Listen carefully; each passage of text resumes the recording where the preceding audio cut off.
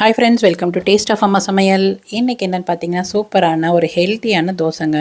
இதில் calcium, vitamins எல்லாமே நம்ம ஒரு தோசை குழந்தைங்களுக்கு கொடுத்தா போதும், சூப்பராக இருக்கும். இந்த மாதிரி ட்ரை பண்ணி பாருங்கள். நம்ம நார்மலாக ஒரு தோசை போடுறோம் இல்லையா, அதே மாதிரி போட்டுட்டு அதில் வந்து நல்ல பொடியாக நறுக்குன வெங்காயம் அதை வந்து அப்படியே மாவு மேலே ஃபுல்லாக தூவி விட்டுருங்க.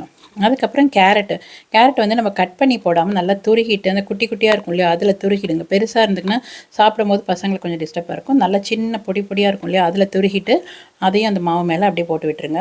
நான் இன்றைக்கி க்ரீன் சில்லி சேர்க்கலை, ஏன்னா குழந்தைங்களுக்கு கொடுக்கறதுனால. உங்களுக்கு க்ரீன் சில்லி காரம் வேணும்னா நீங்கள் பச்சை மிளகாவும் சேர்த்துக்கோங்க.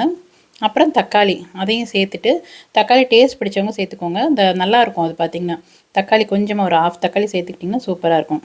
எல்லாத்தையும் நல்லா மாவு மேலே போட்டுட்டு லேசாக ஒரு ட்ராப் அங்கங்கே, ஏன்னா திருப்பி போடும்போது சம்டைம்ஸ் ஒட்டவும் இல்லையா கீழே தோசைக்கல்ல, அதனால் அங்கங்கே ஒரு ட்ராப் மாவு படுற மாதிரி போட்டுட்டு எண்ணெய் சேர்த்துக்கோங்க. சேர்த்துட்டு நல்லா இப்போ இந்த மாதிரி எல்லா இடத்துலையும் படுற மாதிரி சேர்த்துட்டு திருப்பி போட்டுக்கோங்க. மெதுவாக லைட்டாக ஒரு ப்ரெஸ் பண்ணிங்கன்னா மாவில் வந்து நல்லா ஒட்டிக்கும் அந்த கேரட்டு வெங்காயம்லாம்.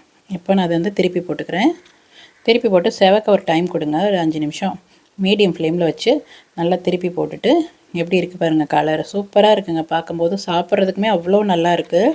லாஸ்ட்டில் இதில் பார்த்தீங்கன்னா என்ன பண்ணணுன்னா, இப்போ நல்லா வெந்துருச்சு இல்லையா, நான் திருப்பிக்கிறேன் மெதுவாக.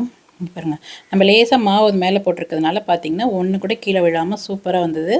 இந்த மாதிரி நல்லா இப்படி இது பண்ணி விட்டுருங்க. இப்போ கடைசியில் நான் என்ன பண்ண போகிறேன், சீஸ் சேர்க்க போகிறேங்க. இதில் இந்த மாதிரி திருகுன சீஸ் இருக்கு இல்லையா, அது அதில் சேர்த்துட்டிங்கன்னா டேஸ்ட்டு வேறு லெவலில் இருக்கும். ரொம்ப ரொம்ப சூப்பராக இருக்கும். ட்ரை பண்ணி பாருங்கள். குழந்தைங்களுக்கும் அவ்வளோ பிடிச்சிருந்தது.